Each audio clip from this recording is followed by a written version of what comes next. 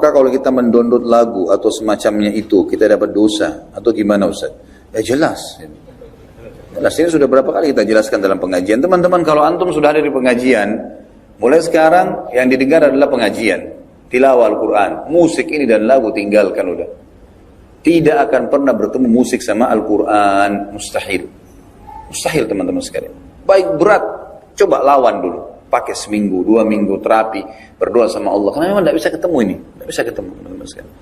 Dan semua rata-rata ikhwah dan akhwat kita, alhamdulillah yang sudah terapkan apa yang saya bilang ini, akhirnya mereka terapi meninggalkan. Dan setelah mereka meninggalkan sebulan, 2 bulan, mereka sendiri berkata, sungguh kami tidak tahu Ustaz, dulu kenapa saya sekonyol itu ya, pakai beli uang banyak sekali, sampai ada yang Masya Allah rumahnya penuh, satu ruangan semua dengan DVD musik dan segalanya. Dia bilang sekarang justru setelah ikut pengajian dan saya tahu, saya alihkan dari pengajian ke pengajian, dari taklim ke taklim. Seperti teman-teman dulu di sini. Rasa bertambah iman nggak? Saya tanya sekarang.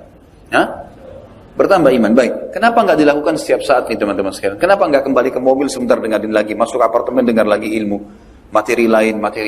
Syaitan akan mengatakan, sudahlah, tadi kan sudah cukup. Sekarang hiburan dengar dandut. A'udzubillahi minasyaitonirrajim. Enggak, saya mau materi lain. Imam Nawawi belajar, teman-teman, satu hari 12 kitab di 12 guru, gitu kan?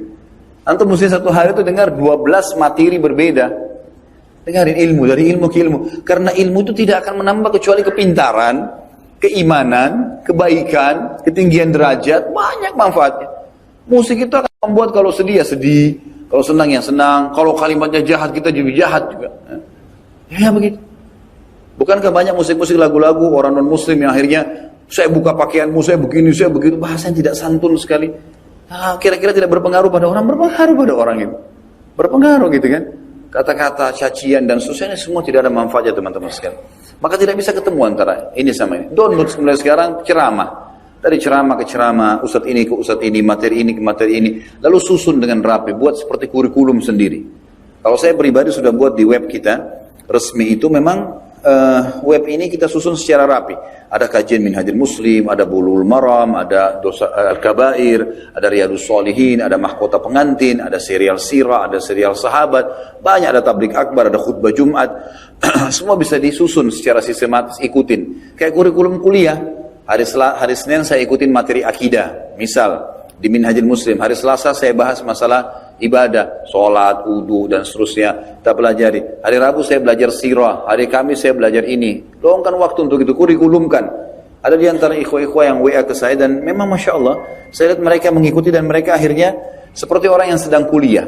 Ya, bahkan saya waktu itu mendatangi salah satu negara non-muslim sebenarnya, di Hong Kong. Waktu itu saya diundang dengan orang-orang kita. Ada satu muslim di sana, jazahullah khair.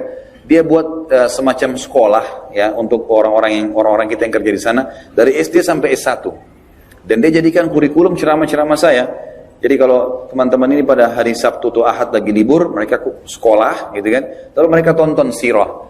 Lalu setelah nonton 1 jam, setengah jam, 1 jam, kemudian dikasih pertanyaan. 30-40 pertanyaan dijadikan sebagai soal. Mereka jadikan sebagai kurikulum. Maka itu insya Allah akan menambah kebaikan, menambah ilmu buat kita. Tentu bukan harus ceramah saya ya. Siapa saja boleh insya Allah. Jadi saran saya Allah alam, ini musik memang harus ditinggalkan teman-teman. Insya Allah antum akan rasakan manfaatnya pada saat sudah ditinggalkan. Coba terapi seminggu, 2 minggu dan lihat hasilnya. Kita akan rasakan ketentraman jiwa. Pada saat saya bimbing umroh selalu jawaban jemaah saya begitu. Pertanyaan, Ustaz, kok di sini nyaman sekali ya? Keenak rasanya mau tiap hari begini.